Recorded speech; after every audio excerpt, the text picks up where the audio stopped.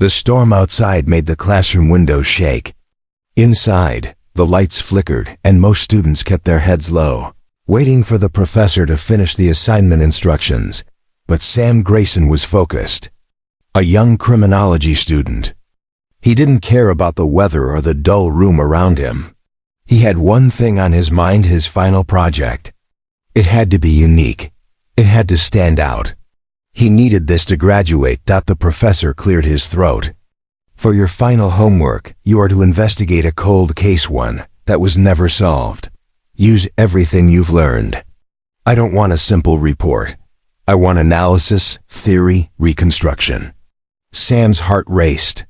This was his chance. When the class ended, he stayed behind to ask a question. Can I choose a case that wasn't public? Something hidden? The professor looked at him strangely, but nodded. If you can find such a case, and you can explain it with your tools, then... Yes, Sam left the university and went straight to the city records archive. He was lucky.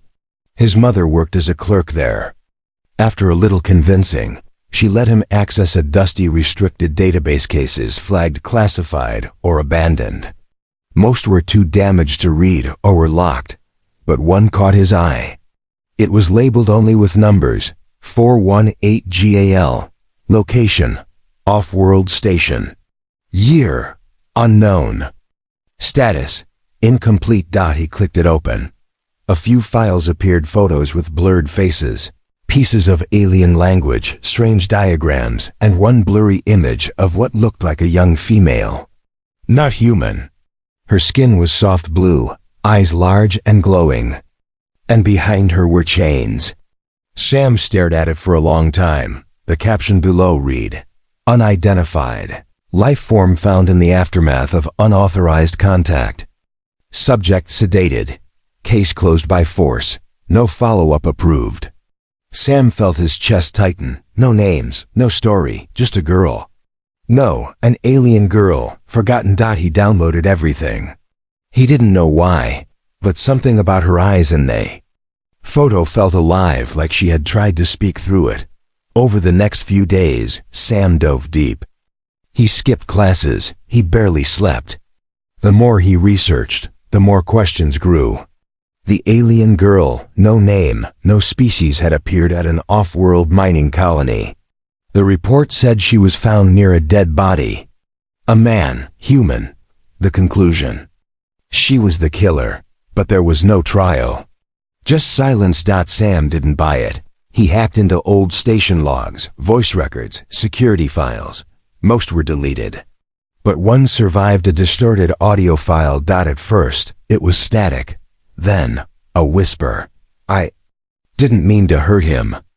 The voice was female, scared, shaky, and not human. Sam leaned back in his chair, his skin cold. That was her voice. The alien girl's voice. He had to know more. Sam messaged a retired security officer who once worked on that mining station. The man, Colonel Hatch, was hard to find, living off-grid in a desert town. After some back and forth, Hatch agreed to meet only once. Sam flew across 2 zones to reach him. The man was old, skin weathered, eyes filled with regret. "You're looking into something that was buried for a reason," Hatch said, lighting a cigarette with shaking hands. "That girl, she wasn't what they said she was." "Then what? Was she lost? Hurt? She came with a message, I think. But no one let her speak. She was taken, locked up. Then he came, one of our own. He tried to help her. He disappeared 2 days later. They said she killed him. But I saw the body." Sam leaned forward. "And there were no wounds. No fight. Just like his heart gave up. Like something drained him without touching." Sam's mind spun. He had never heard of a case like this. What happened to her? They sedated her, put her in a pod, sent her to a black site. That's the last I heard. They didn't want her to live. Sam returned home with more questions than answers. But he had a direction now. The black site. A secret lab under the name E-9 Zone. It was abandoned after funding cuts. Using forged credentials and an old clearance card from his mother's office, Sam made his way to the entrance. The lab was deep underground, dark, dusty. Power flickered. When he activated the emergency lights, he walked past broken doors, fallen equipment. And then he found the pod. It was still intact, glass sealed. Wires dead, but inside. She was there. Still. Alive. Barely breathing. Her body was thin. Her skin cracked like dried paint. But her eyes, they opened when he touched the glass. Sam froze. She looked into his eyes. She mouthed something, a word. Please. His heart pounded in his chest. This wasn't just homework anymore. It was real. She was real.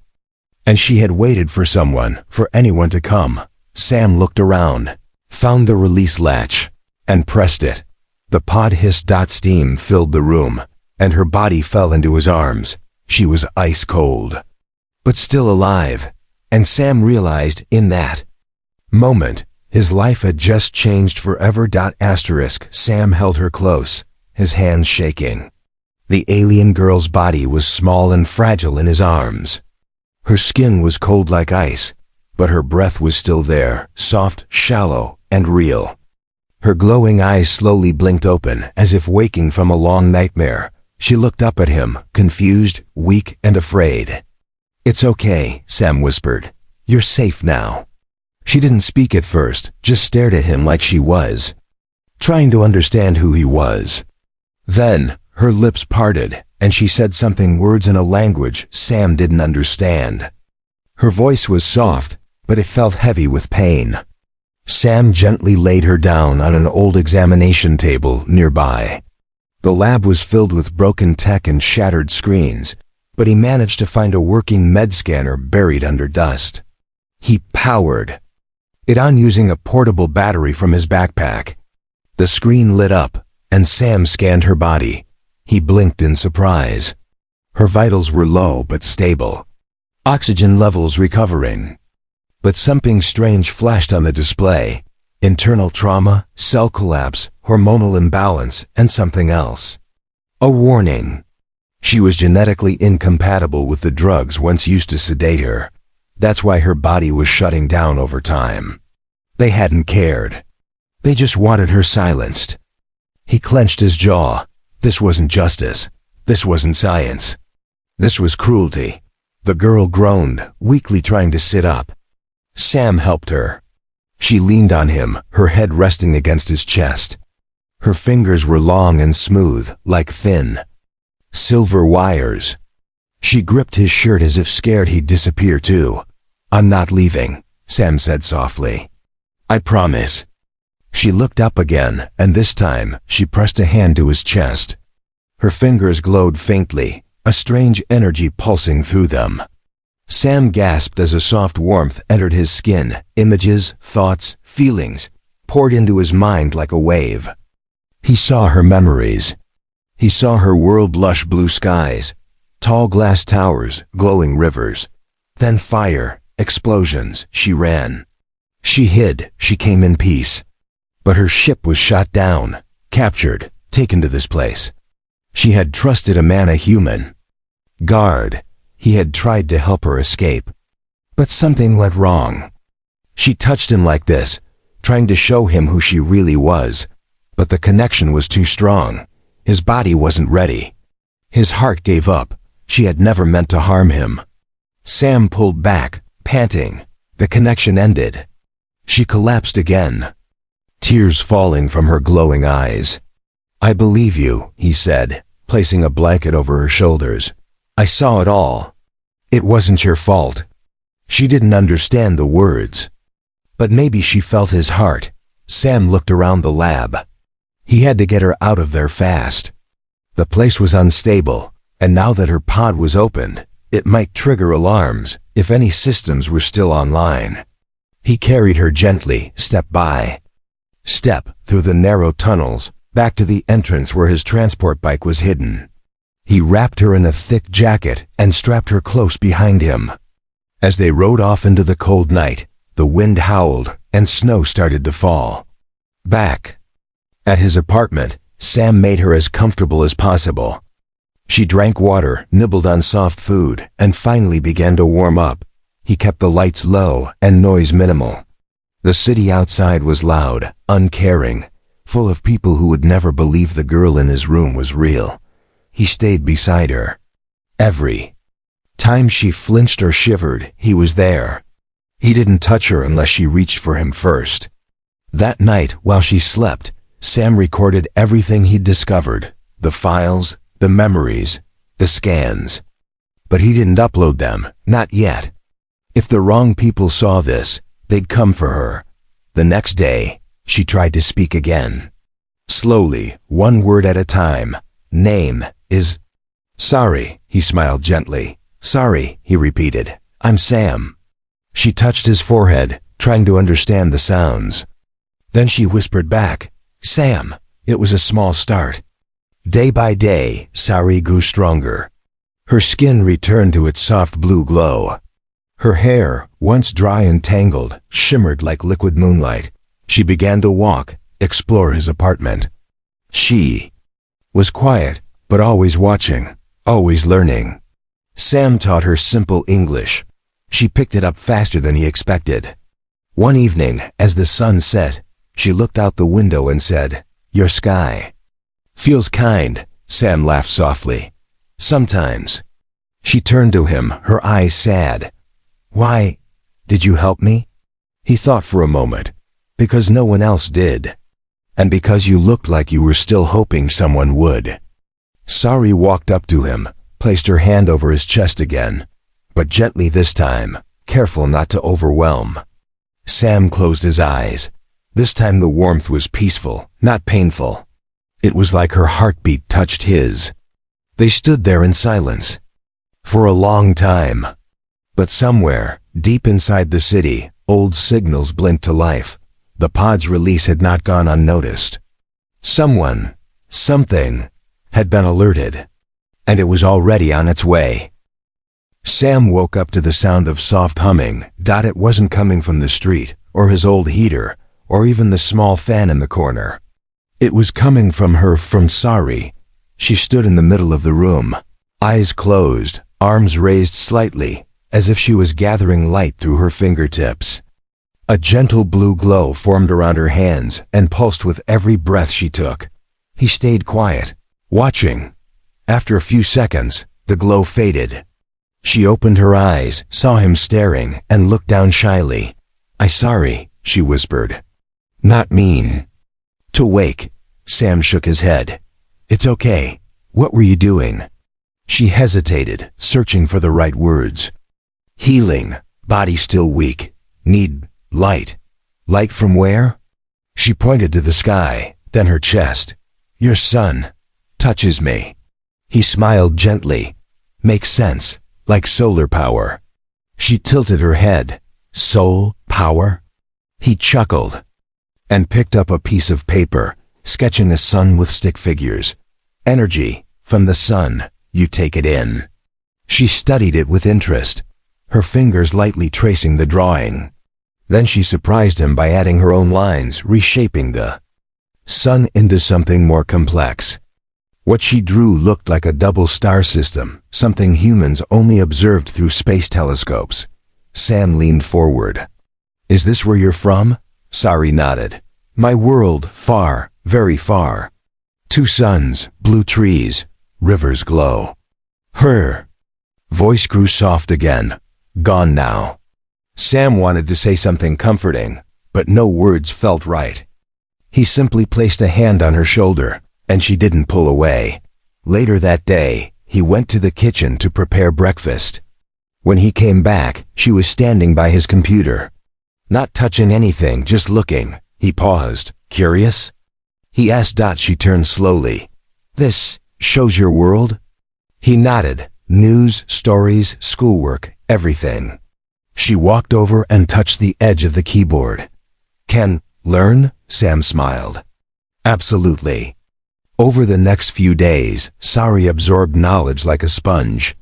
She was curious about human laws, crimes, language, behavior, especially human emotions. Sam noticed she asked more and more about pain, betrayal, fear. You're learning about bad things, he said one evening. Sari looked down. I want understand why your people hurt me. Why they not listen. Sam sighed. Some people are afraid of what they don't understand. They saw you as dangerous. Because I look different? He nodded slowly. Yes, and because they were told to. She was quiet for a long time, then softly said, You are not like them.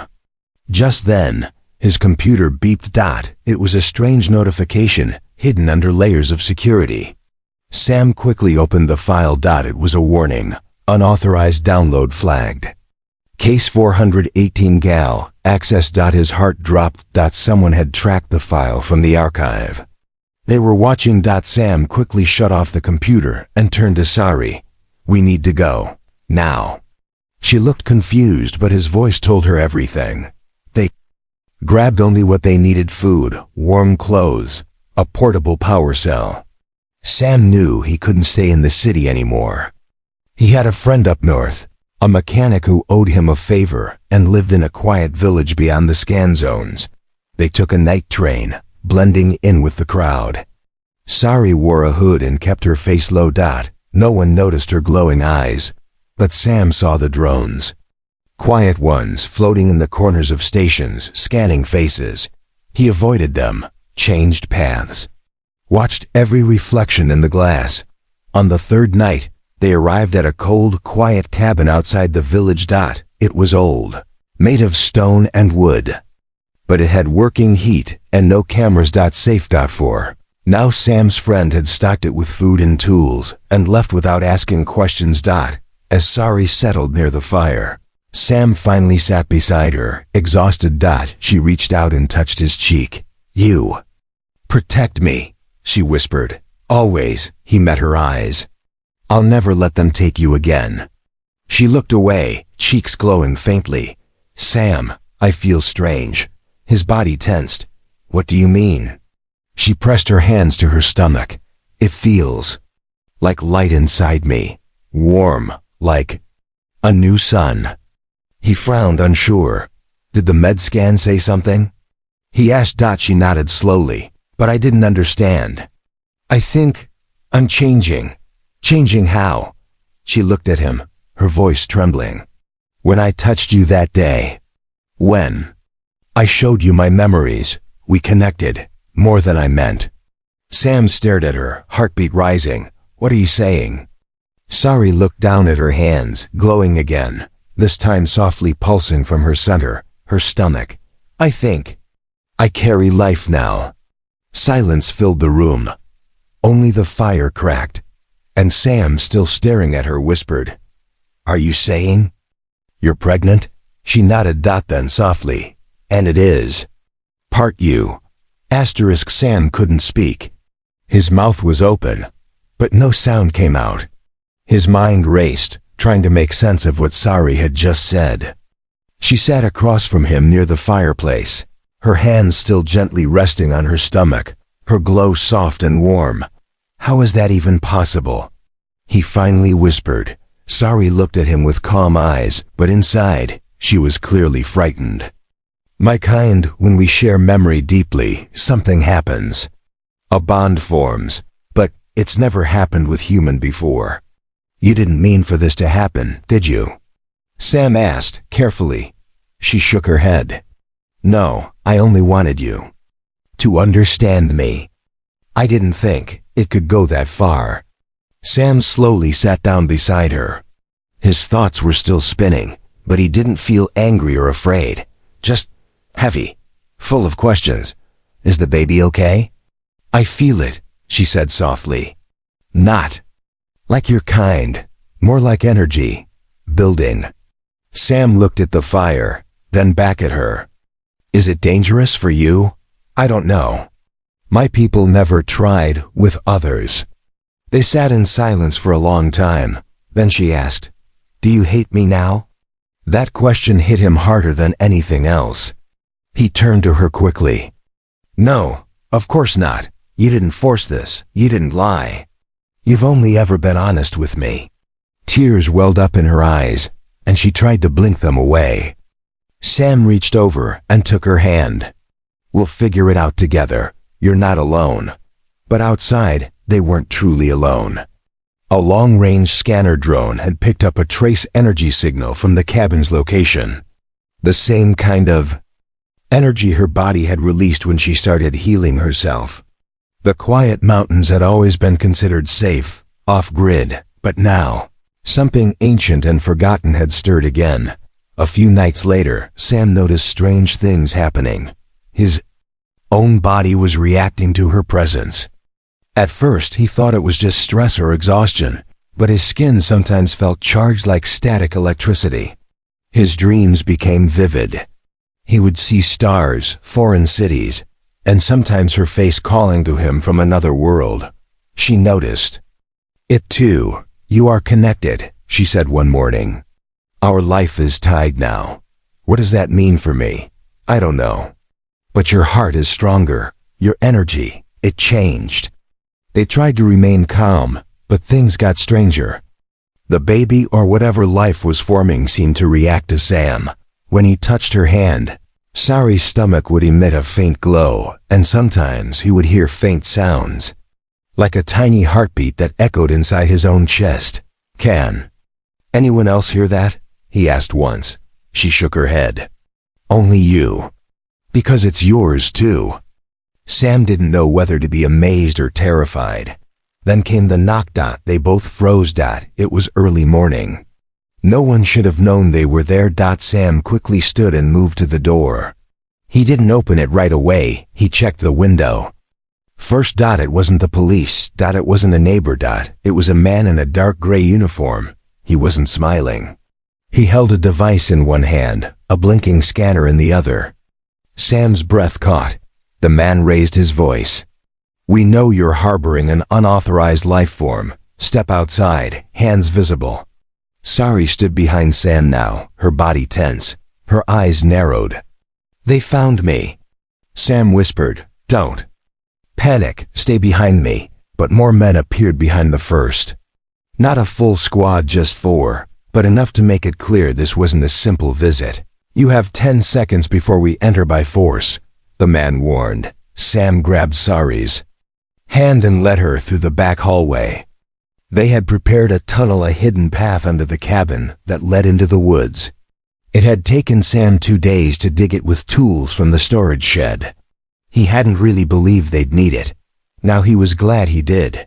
They escaped into the trees as the door behind them was kicked open. Sam heard shouting, heavy boots, equipment being thrown, but they were gone. By the time night fell, they had moved deep into the mountains, following a river toward old caves once used by hikers and miners. Inside, it was dark and cold, but it was shelter. Sam lit a fire with a solar flare stick from his pack. Sari curled beside it, holding her stomach. Sam looked at her. "How are you holding up?" "I feel tired. The baby is pulling energy from me now. It's growing fast. We need help. Someone who knows more than me." She nodded, eyes full of fear. "But where?" Sam remembered someone. His professor, the one who gave him the assignment in the first place. Professor Kellen. He had always talked about ethics, about truth in science. If there was one person who might listen, who might help, not report, maybe it was him. "I know someone," Sam said. "We'll go back, one more time." Sari closed her eyes, resting against his shoulder. "I trust you," she whispered. In the far distance, something else moved in the dark sky faster than drones. Larger than a ship. Watching, waiting, whatever had started as a school project had become something the world wasn't ready for. The sun was just rising over the frozen trees as Sam and Sari climbed down from the rocky trail. Her steps had grown slower now. She was weak, and her hands trembled whenever she tried to stand for too long. Sam carried most of the supplies, checking behind them every few minutes to make sure no one was following. They had made it out of the mountain range, but danger still surrounded them. Sam kept thinking about Professor Kellen. He wasn't sure what the man would say, or if he'd even help, but it was their only chance now. The baby inside Sari was growing faster than anything human. She needed real care. And answers. They reached the edge of the city after dark. Sam led Sari through a back route, avoiding checkpoints, cameras, and drone patrols. Luckily, it was a festival night, and the streets were full of music and lights. The noise helped them move unnoticed. By the time they reached the university, Sam's legs were sore and his back ached. But they had no time to rest. He helped Sari through the rear entrance and led her into the old science building, where Professor Kellen had his private lab. It was past midnight. Sam knocked once. No. Answer. He knocked again. Louder. Finally, the door opened. Professor Kellen stood there in a bathrobe, eyes wide with confusion. "Grayson?" he said. "What are you?" But then his eyes shifted to Sari, who stood behind Sam, breathing hard. Her glow faint but visible even under the hallway light. The professor froze. Sam stepped forward quickly. "Please, sir, I need help." "I didn't know." Who else to trust? Kellen didn't speak. He stared at Sari like she was something out of a dream or a nightmare. "Is she real?" he finally whispered. Sam nodded. "She's not a threat. But she's sick. She's carrying something. A child, mine, I think." The professor blinked, then motioned them inside and locked the door. Inside the lab, machines hummed softly. Sari sat down on a padded bench and closed her eyes, too tired to speak. Her chest rose and fell with slow, shallow breaths. Kellen examined her closely, scanning her vitals with a handheld device. His face shifted from curiosity to shock. "She's dying," he muttered. "This life inside her. It's taking all of her strength. Her cells are burning faster than they can repair." "Can you help her?" Sam asked, panic in his voice. The professor hesitated. "Maybe. I don't understand all of her biology, but I know enough to slow the process. She needs energy, protein, warmth. Her system is craving life support. She said she gets strength from light our sun," Sam explained. Kellen nodded. "I can simulate that, but we don't have much time." They worked quickly. Kellen connected her to several tubes and placed her under a bright ultraviolet lamp. Within minutes, her breathing improved. Her skin glowed more brightly again. Her eyes opened halfway. Sam sat by her side, holding her hand. "You're okay," he whispered. "We're safe." But that word "safe" didn't last long. While Kellen worked on adjusting the machines, his face turned dark with concern. "Sam," he said quietly, "you have no idea what this means." "I didn't plan any of this," Sam replied. "I just wanted to solve a mystery for my homework. I didn't know it would lead to her. This girl. She carries something impossible. If this child is truly yours, then your DNA and hers have combined. This isn't just a baby, it's a hybrid. First of its kind, maybe the only one ever to exist." "I know," Sam said.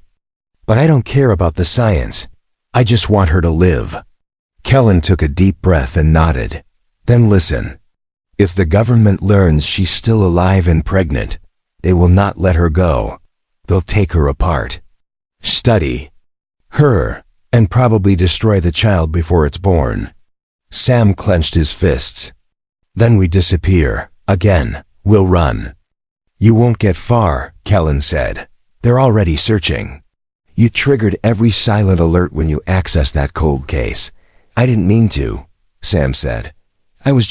You were curious. And now you're in the middle of something much bigger." There was a sudden beep on the professor's screen. Kellen frowned. "Something's outside." He checked the building's external cameras. A black van was parked near the alley entrance. 2 men in suits stepped out. One held a scanner. The other wore an earpiece and tapped a control device. "They found us," Sam whispered. Sari sat up weakly. "No more running," Sam looked at her. "You can't fight them. You're too weak." But she placed his hand over her stomach. The warmth inside was stronger now, pulsing. "I'm not alone anymore," she said. "We are three." Kellen pulled open a hidden door behind a cabinet. "This leads to the tunnel system under campus. Go, I'll cover you." "But they'll take you," Sam said. "I'll stall them. They don't know she's here yet. And I've been waiting my whole life to see proof that we're not alone." Sam hesitated only a second. Then he nodded. He helped Sari to her feet. She leaned against him, strong enough to walk, but just barely. As they disappeared into the dark passage, Kellen stood alone in the lab, facing the door, heart pounding. Whatever happened next? It was already too late to stop. The tunnel was cold and dark, lit only by Sam's flashlight. Dust filled the air, and old pipes ran along the ceiling like veins of metal. The walls were damp, and their footsteps echoed far ahead. Sari leaned heavily on him. Her skin was hot now, not from sickness, but from something inside. The child was growing fast. Faster than any normal human baby. "How much longer?" she whispered. "Not far," Sam replied. "Just a few more turns." The tunnel led beneath the university campus and connected to an old metro line that had been shut down years ago. Sam had discovered it by accident during a student project and remembered the map by heart. If they reached the train yard, they could board an abandoned transport car and ride it all the way to the outer zones. Beyond that, no one would find them, but as they moved deeper, Sari stopped. She grabbed her stomach, breathing hard. Sam knelt beside her. "What's wrong?" "It's starting," she said. Sam's eyes widened. "Now?" She nodded. "The child is waking." He helped her sit against the wall, and she closed her eyes, glowing more brightly than ever before. Her hands were over her belly, and a quiet hum began to fill the air around them. The tunnel lights, long dead, flickered faintly as if responding to her. Then Sam heard footsteps.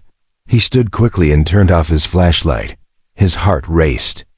In the distance, the sound of boots grew louder. Shadows danced on the tunnel walls. Someone was coming. He helped Sari to her feet again. She was trembling but nodded. "We must move." They ran as fast as they could. Her body glowed now like a lantern in the dark, making it impossible to hide. Whoever was following them would see them clearly. But just as they reached a side door leading into the rail yard, the sound stopped. Silence. Then buzzing. A sharp, metallic sound echoed down the tunnel. And a shape entered the light. It wasn't human. Sam's blood turned cold. It looked like a machine, but moved like a living thing. Black armor, 4 limbs, eyes glowing red. It scanned the area, making low clicking noises. Sari whispered, "Not your people." "What is it?" Sam asked. "Tracker, from my world. Sent to destroy those who break exile." Sam realized in horror this thing wasn't sent by humans. It was sent by them. Her kind. "Why would they send this after you?" he asked. "Because I survived. Because I carry a life they do not allow." Sam grabbed her hand and pulled her through the door into the yard. They dashed between rusted train cars. Sari cried out and fell to her knees. "Too fast," she said. "I can't run anymore." Sam turned and saw the creature crawling over the wall like a spider, silently, quickly. He made a choice. He stood in front of her, arms wide. "Stay away from her," he shouted. The machine paused. It scanned him. Red light moved up and down his body, then froze on his chest. A voice echoed from the machine, cold and alien. "Bond detected. Hybrid confirmed." Sari looked up weakly. "If it touches you, it will end both of us." Sam's mind raced. He reached into his pocket and pulled out the flare baton he had taken from the cabin, his last defense. He activated it. Bright white-blue light exploded around them, blinding in the dark. The machine shrieked and stumbled back, retreating into the shadows. Sari clutched her belly tighter. "The child. It's ready." Sam didn't understand what she meant until she looked at him, eyes glowing with both pain and wonder. "You must take me." To light, outside. Sam helped her up again, leading her through the last tunnel exit. They pushed through a broken gate and stepped into the early morning light. The sky was orange. The sun had just risen. Sari collapsed in the grass, breathing deeply. Sam knelt beside her, watching as her skin absorbed the rays. Her body calmed. The strange pressure in the air faded. He looked around. The machine was gone for now. And then Sari smiled. I feel peace. Sam didn't speak. He was still catching his breath, watching her belly as the light inside it pulsed like a second heart. Suddenly, the ground nearby shifted. Sam turned sharply. Another figure stepped out of the tree, lying tall, thin, and silver-skinned. Not human. Another alien. But this one did not look like Sari. It wore a robe. Its face had no mouth, only dark eyes that shimmered with stars. Sam stood between it and Sari. Stay back. The being raised its hand slowly, and a calm wave passed over Sam's chest. No pain, no threat. Sari gasped and said, Elder. She struggled to rise. The being spoke not with a voice, but through their minds. The bond cannot be broken now. The child is real. We must speak. Sam stared, shocked, unsure if what he was hearing was real. Sari stepped forward, holding her stomach, eyes glowing softly. Sam stood beside her, hand in hers. The alien elder looked at them both and waited for their answer. Sam held tightly to Sari's hand as the tall alien elder stepped closer. Its silver skin shimmered in the morning light, and its glowing eyes stared straight into him, not with anger or fear, but something deeper, understanding. Sari stood tall now, her strength returning in the sunlight. Her hands stayed over her stomach, where the strange energy pulsed stronger than ever before. Sam felt it too, like a heartbeat that wasn't his, but still belonged to him. The elder's voice entered their minds again, smooth and quiet. This child should not exist, yet here it is. Proof of union between distant stars, Sam finally spoke. We didn't plan this. But we're not giving it up. You'll have to kill me first. The elder didn't react to his words. Instead, it walked a slow circle around them, its eyes scanning Sari's body. Then it stopped, lifting one long arm and pointing to the sky. Above them, a second ship appeared, smooth, round, and silent. It hovered without sound, its metallic surface reflecting the sun. Sari tensed. That ship. It belongs to the Circle of Silence. Sam glanced at her. Who are they? My people's rulers. They ban all cross-species bonds. I broke their law. The elder didn't deny it. She was exiled to die, the voice said. But now she carries life connected to both stars. It is unexpected. Sam stepped forward. Then maybe your laws are wrong. Maybe your people need to change. There was silence. Then the elder's voice returned. This union changes everything. The child is neither fully hers nor fully yours. It is something new, something unknown. If it lives, both our worlds may fear it or worship it. Then let it live, Sam said. Let it choose what it becomes. The elder turned to Sari. Do you wish to carry this life to the end, knowing you may never return home? Sari looked at Sam, then at the sky. I already chose.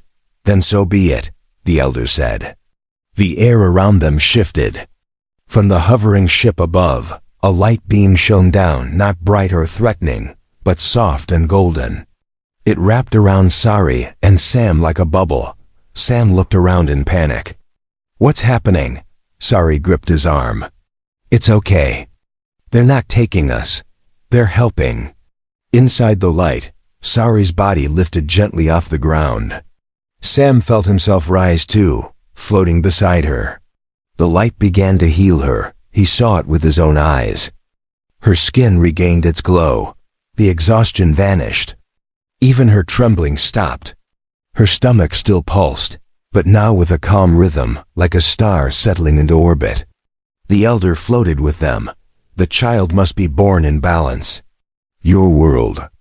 is too unstable. Come with me.